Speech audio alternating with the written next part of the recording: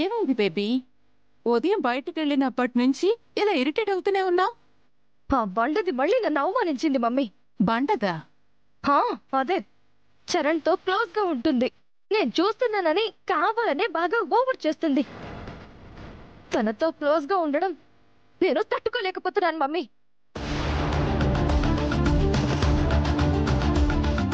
అసలు చరణ్ ఎవరు బేబీ?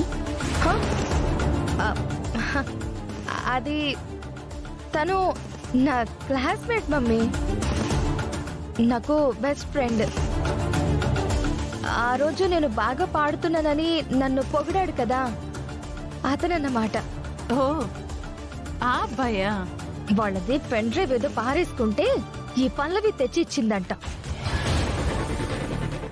దాంతో చరణ్ కొంచెం ఫ్రీగా మాట్లాడుతూ ఉంటే ఇది దాన్ని అడ్వాంటేజ్ గా తీసుకుని చరణ్ కి దగ్గరైపోవాలని చూస్తుంది. దాన్ని వదిలిపెట్టకూడదు మమ్మీ. ఏదో ఒకటి చేస్తే గాని నాకు మనశ్శాంతి ఉండదు. బేబీ, ఆవేశపడుతూ ఇరిటేషన్ పెంచుకుంటే పనులు జరగవు బేబీ. చీమ 10 సార్లు కుట్టినా జస్ట్ చిరాకే చేస్తుంది.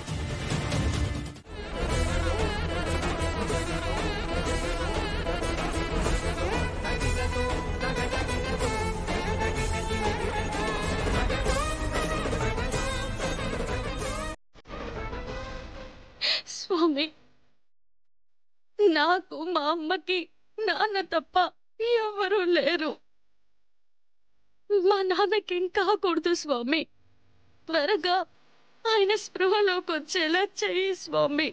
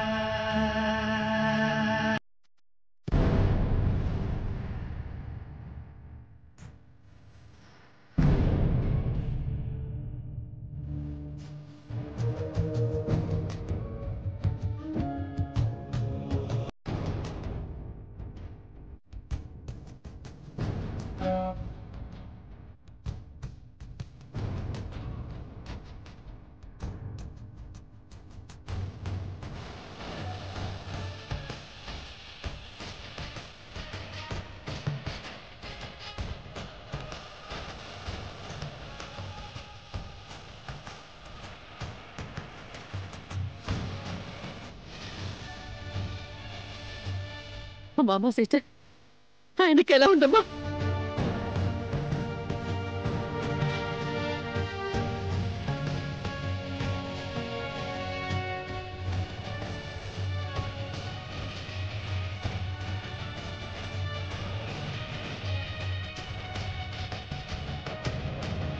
మా నాన్నకి కాకూడదు స్వామి.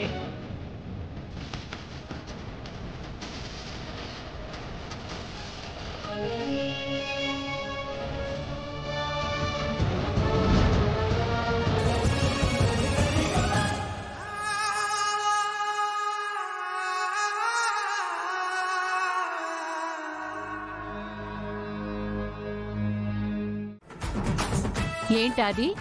రోజు ఎన్ని స్పూన్లు పంచదార వెయ్యాలో గుండమ్మ నిన్నడిగి కాఫీ పెడుతుందా? కామాక్షి, అదేం కాదు, పెద్దనాన్న అబద్ధం చెప్తున్నాడు.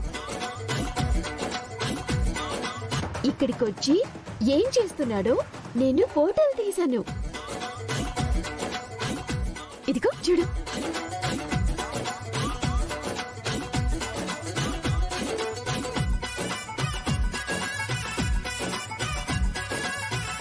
అల్లరి పిల్ల ఫోటోలు తీస్తావా?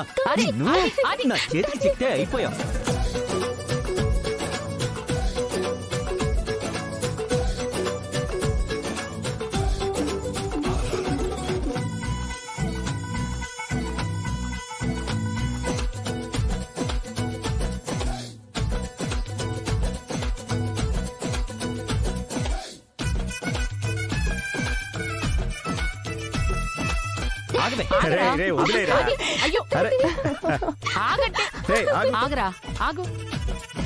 చూడు కామాక్షి.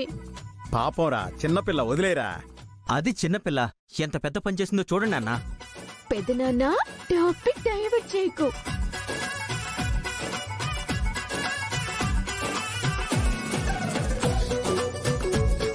అదేం లేదు నాన్న. మొన్నటి వరకు ఈ ఇంటిని మా అమ్మ పేరు మీద కామాక్షి గారి ఇల్లు అనేవాళ్ళు. ఇప్పుడు గుండమ్మ గారి ఇల్లు అంటున్నారు.